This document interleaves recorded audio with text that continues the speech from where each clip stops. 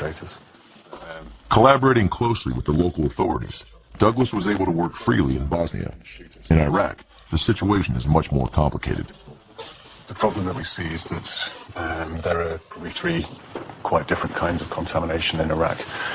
You'll have the contamination from the tank ammunition that obviously children quite enjoy playing on, old war wreckage, and so that was one problem in itself. Then you have DU from aircraft strikes where you may end up with a lot of contamination in the soil.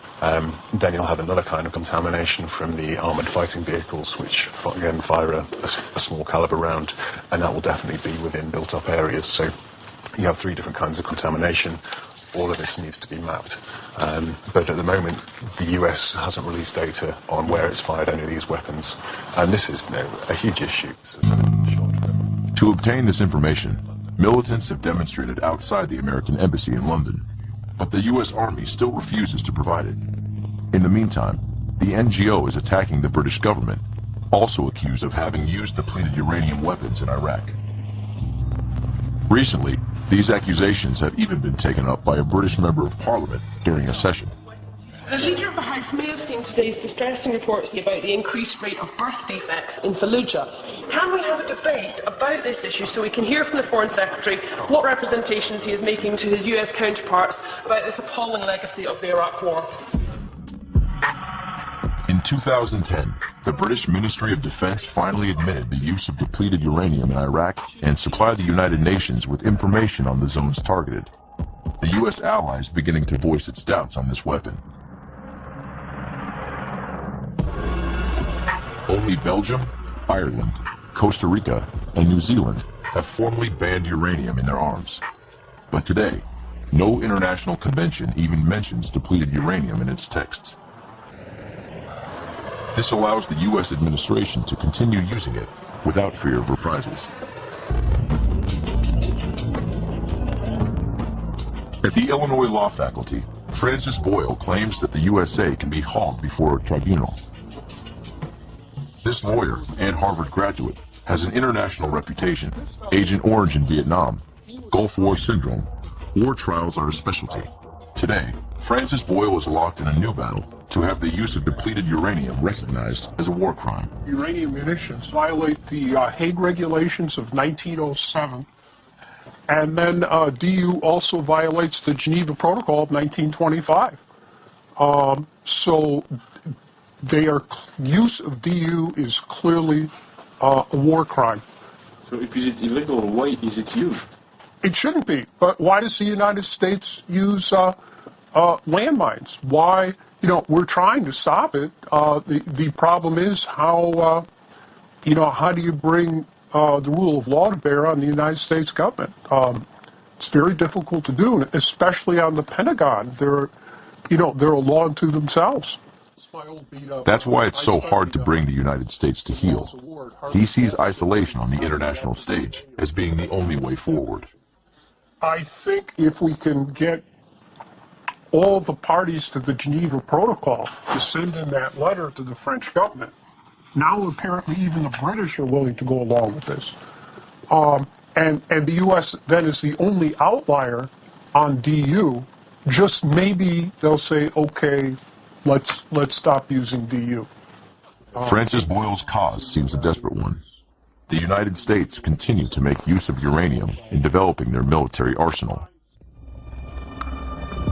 In 2003, 1 year before the Battle of Fallujah, Donald Rumsfeld, then Defense Secretary, made a reference before the U.S. Congress to the use of a new weapon, the Hellfire missile.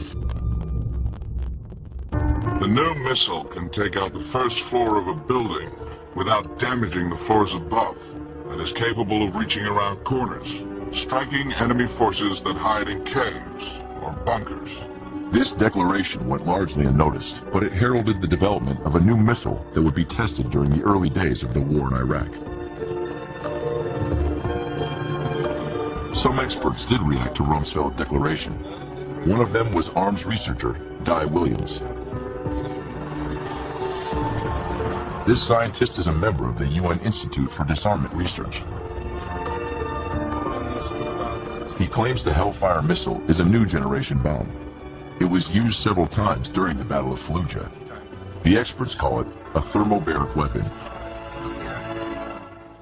They were using small tactical weapons, but they wanted these new thermobaric weapons, which are specifically designed for very local killing. And what they do, I mean, if somebody is right in the target of it, they just get fried. It is so high temperature, it just burns everything. But also if they are within maybe 50 meters, it will also kill them because you get a bang and it sucks all of the air out, and so you get a pressure wave which goes high pressure and very low pressure, and the air pressure goes down to maybe 10% of normal. And if you're in that area, your lungs collapse. You can't breathe. Di Williams has not only analyzed the photographs of the bombing in Iraq, but has also listed the new types of thermobaric bombs developed by the U.S. Army. Once again, they remain very discreet as to the use of uranium. We have 9 different weapon systems going from 100 kilos up to 2,000. And if you look in the report, all they say is dense metal, where it says dense metal warhead, dense metal ballast, high density payload. When you realize what they're using every word they can excepting uranium. But they're saying this is a secret heavy metal, but they never say what. According to Di Williams, these thermobaric bombs were showered on the rebels who had taken refuge in houses in Fallujah. This kind, you can see how much smoke and contamination. That's a mixture of concrete dust and bomb dust. If that is using uranium, then you've got 500 kilos of uranium dust in that, or at least spread over that part of the town. And they're celebrating, and they don't realize that they're looking at their own future cancer. And it is just, it's so sad. Hell yeah, bitches!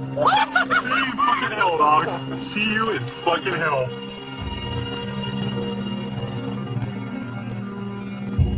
My biggest question for Fallujah is probably that it was an experimental area for new thermobaric explosives, probably uranium, possibly other new chemicals which we haven't even thought of yet. And so this is where, looking at the birth defects, we have to question which systems were used.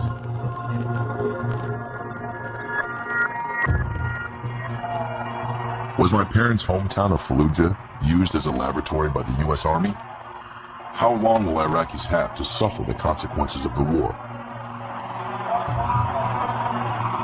The Bush administration boasted of waging a clean war, but it continues to sacrifice generations of children, both in Iraq and the United States.